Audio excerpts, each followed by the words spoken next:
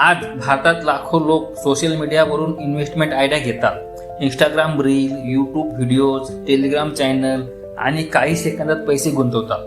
पण तुम्हाला माहिती आहे का, कधी कधी हा सल्ला तुम्हाला श्रीमंत बनवण्यासाठी नसतो, तर कोणाला तरी श्रीमंत बनवण्यासाठी असतो।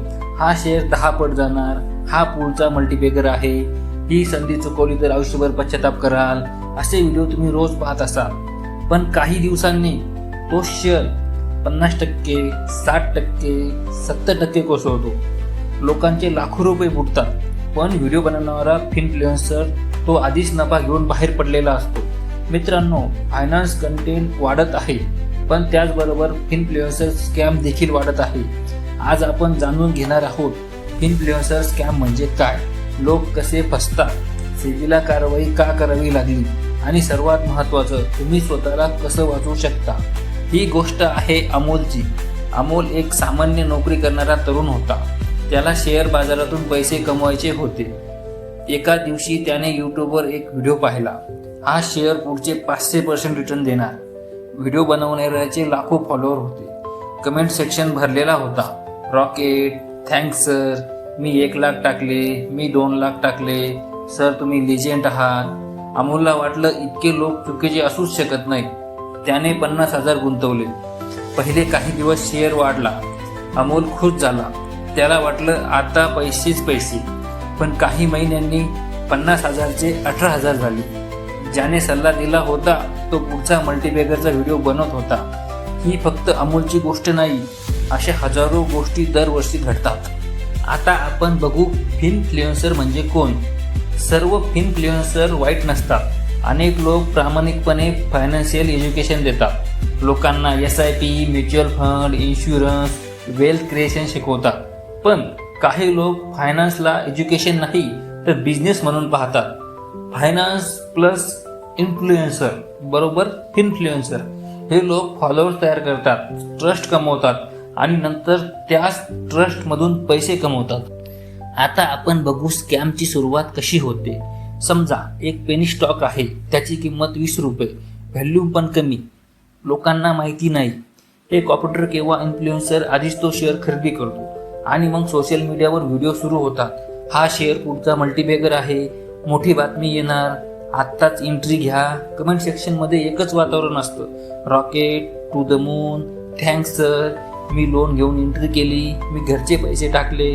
आणि नेमकं इथे धोका सुरू होतो, कारण कधी कधी तुम्हाला सांगितलं जात नाही की त्या कंटेंट मागे पेड प्रमोशन असू शकतं। कधी कधी इन्फ्लुएन्सरला प्रमोशनसाठी पैसे मिळालेले असू शकतात आणि इथेच कॉन्फ्लिक्ट ऑफ इंटरेस्ट निर्माण होतो, कारण त्यांचा उद्देश तुम्हाला श्रीमंत बनवणं नसून स्वतः पैसे कमवणं असू शकतो। आता आपण बघू पंप आणि डंप म्हणजे काय। हा स्कॅम जगभरात प्रसिद्ध आहे। पंप म्हणजे मोठमोठे दावे करून प्राइस वर नेणे आणि डंप म्हणजे प्राइस वर गेल्यावर स्वतःचे शेअर विकणे। इन्फ्लुएन्सरने 20 रुपयाला शेअर घेतला, फॉलोअर्समुळे शेअर 40 रुपये झाला, 50 झाला, 60 झाला, लोक अजूनही खरेदी करत राहिले। पण इन्फ्लुएन्सर शांतपणे बाहेर पडला आणि मग शेअर कोसळायला सुरुवात झाली। प्रॉफिट कोणाचा? इन्फ्लुएन्सरचा। लॉस कोणाचा? रिटेल इन्व्हेस्टरचा। आता आपण बघू लोक ह्या गोष्टीला इतके सहज का फसतात। कारण स्कॅम शेअरमध्ये नसतो, स्कॅम आपल्या मनात असतो। पहिला ट्रॅप ग्रीड, लवकर श्रीमंत व्हायचं असतं। दुसरा trap FOMO, fear of missing out, इतर लोक पैसे कमावत आहेत, मी मागे राहू नये म्हणून लोक विचार न करता पैसे टाकतात। तिसरा ट्रॅप ब्लाइंड ट्रस्ट, फॉलोअर जास्त म्हणजे नॉलेज जास्त। हे समीकरण चुकीचं आहे। लोक डाटावर विश्वास ठेवत नाही, पण आत्मविश्वासाने बोलणाऱ्या व्यक्तीवर लगेच विश्वास ठेवतात आणि हेच स्कॅमरचं सर्वात मोठं शस्त्र आहे। सेबीला कारवाई का करावी लागली? भारतामध्ये अनेक इन्फ्लुएन्सरवर प्रश्न उपस्थित झाले। काही पेड प्रमोशन करत होते, काही अनरजिस्टर्ड ॲडवाइस देत होते, काही टेलिग्राम ग्रुपमध्ये टिप्स विकत होते। सेबीला हस्तक्षेप करावा लागला, कारण लाखो रिटेल इन्व्हेस्टर यामध्ये अडकत होते। फायनान्शियल ॲडवाइस देणं आणि एंटरटेनमेंट कंटेंट बनवणं या 2 वेगवेगळ्या गोष्टी आहेत। यापासून स्वतःला कसं वाचवाल? रील पाहून शेअर खरेदी करू नका, स्वतः रिसर्च करा। कंपनी प्रॉफिट कमावते का ते तपासा, व्हॅल्युएशन समजून घ्या। जर एखादी गोष्ट खूप चांगली वाटली असेल तर ती खरी नसण्याची शक्यता जास्त असते। कदाचित हा व्हिडिओ पाहिल्यानंतर तुम्ही एखादा वाईट शेअर खरेदी करण्यापासून वाचाल. कदाचित तुमचे 1000 रुपये वाचतील. पण त्यापेक्षा महत्त्वाचं तुम्ही विचार करायला शिकाल. कारण शेअर बाजारात सर्वात महाग चुकीचा शेअर खरेदी करणं नसतं. सर्वात महाग चूक असते दुसऱ्याच्या विचारावर आपले पैसे लावणं. जर एखादा इन्फ्लुएन्सर खरंच इतका खात्रीशीर असेल तर तो स्वतः अब्जाधीश का झाला नाही?